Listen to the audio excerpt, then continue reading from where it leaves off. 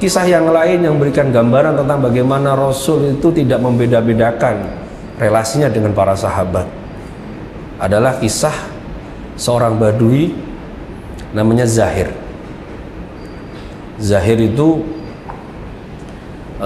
kalau bisa dikatakan itu orang yang tinggalnya di luar Madinah tapi punya intensitas ke Madinah untuk berniaga, berdagang. Dia orang Baduinya orang Madinah, orang kampungnya, orang desanya orang Madinah. Satu hal yang menarik di sini adalah Zahir itu setiap kali datang ke kota Madinah pasti akan mampir ke rumah Rasulullah dan pasti membawa sesuatu yang dia bawa dari desanya. Kalau orang sekarang ya mungkin orang kampung bawanya pisang, bawa ketela, bawa apapun yang dia dari kampungnya. Dan Rasulullah mengatakan Zahir badiyatuna wa nahnu hadiruhu. Zahir itu orang kampungnya kita dan kita itu orang kotanya Zahir. Itu bentuk ekspresi kecintaan Rasul kepada Zahir. Dan sebaliknya Rasul itu sudah pasti kalau Zahir datang selalu akan disuruh untuk membawa, atau Rasul memberi sesuatu kepada Zahir untuk dibawa pulang ke kampungnya atau ke desanya. Satu saat Rasul sedang berjalan-jalan di pasar. Saat itu Zahir sedang berniaga. Sebelumnya dikatakan dalam riwayat hadis bahwa Zahir itu secara fisik itu tidak tampan. Bahasanya damim. Damim itu jeleknya itu absolut lah kalau orang kesini bilang itu. Semua orang lihatnya itu pasti jelek. Jelek sekali. Secara physically jelek sekali.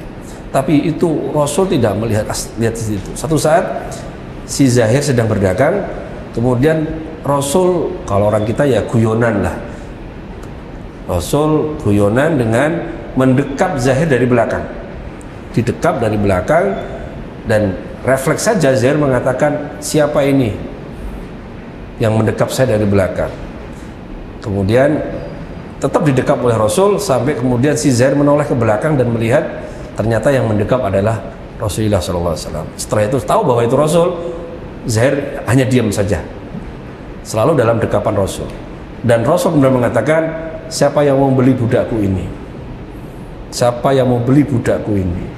Nah, ketika Rasul mengatakan itu dengan tujuan untuk al-mizah ya, untuk guyonan, si Zahir benar mengatakan, ya Rasulullah, saya itu gak laku untuk dijual. Saya jelek. Jadi kayak orang kita itu ya kayak orang cibadahnya kecentok ya. Dia tersentuh sensitivitas dirinya. Merasa memang saya nggak mungkin laku dijual, saya jelek sekali. Tapi Rasul benar mengatakan, ya Zahir, anta laisa bikasidin, kau bukan jelek, kau bukan nggak laku, kau orang yang paling laku di sisi Allah. Dalam konteks ini, kita ini memberikan gambaran kepada kita bagaimana interaksi Rasul dengan para sahabat-sahabatnya. Dari para Badui kita belajar bagaimana Rasul mentreatment masyarakatnya, umatnya yang berwarna-warni seperti itu, tidak melihat kasta, tidak melihat status sosialnya. Rasul tidak melihat karena semuanya dianggap sebagai bagian dari umatnya. Cerita yang lain, bahkan ada orang yang satu saat Rasul sedang bersama Sayyidina Anas kalau dalam riwayat berjalan-jalan nyantai di jalan Madinah, di pasar lah atau di mana tempatnya, tempat keramaian. Kemudian refleks ada orang menarik syalnya Rasul hingga kemudian ada bekas tarikan itu di leher Rasulullah, kemerah-merahan seperti itu. Intinya sangat kuat tarikannya itu sampai menyakiti Rasul. Yang oleh Sayyidina saat itu sangat mangkal sekali. Ini orang nggak punya sopan sama sekali dengan Rasul. Ternyata apa ya? Rasul dipalak gitu. Jadi orang ini tuh minta apa ya? Minta uang. Tidak tahu apakah itu Muhammad, apakah tahu itu Nabi atau tidak, saya tidak tahu. Tapi saat itu kemudian Rasul hanya senyum dan mengatakan, kamu minta apa? Saya minta sesuatu darimu. Kemudian Rasul berkata kepada Sayyidina Anas, kasihkan uang yang kamu miliki kepadanya. Itu cara Rasul mentreatment masyarakatnya. Kisah yang lain, Rasul pernah satu saat datang ke satu tempat di Madinah, diteriaki oleh satu orang. Teriak, ya Muhammadah. Jadi teriak keras sekali, yang oleh para sahabat ditegur. Karena dalam Al-Quran dikatakan, jangan kau naikkan suaramu di atas suara Nabi itu. Orang diperingatkan seperti itu, orang ini bilangnya gini, Saya teriak itu bukan karena saya nggak sopan kepada Muhammad. Saya teriak karena saya itu kangen lama nggak ketemu Nabi Muhammad. Ketika Rasul mendengar itu, kemudian Rasul mengatakan, anta ma'aman ahbabta. Tidak apa-apa, kamu teriak-teriak saja, tidak apa-apa. Yang oleh sebagian dari masyarakat kita, ini yang kemudian diyakini kalau orang sholawatan boleh teriak-teriak itu. Karena bentuk kecintaannya, bukan karena tidak sopannya kepada Rasulullah SAW.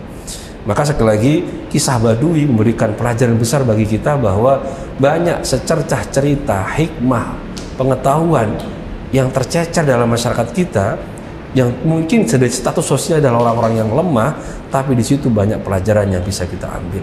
Saya kira ini menjadi bagian dari sebuah kenyataan dari sabda Rasulullah sendiri dalam riwayat Tirmidzi. Hikmah itu adalah hal yang hilang dari orang mukmin, maka dimanapun kau dapat, maka itu berhak kalian mendapatkannya. Dalam artian, meskipun dari lesannya orang-orang yang kita anggap punya status sosial yang rendah, itu kalau itu adalah sebuah hikmah, maka itu diajar oleh Rasul untuk diambil. Saya kira itu pengalaman Rasul dengan relasi orang-orang Badui, saya kira. Terima kasih.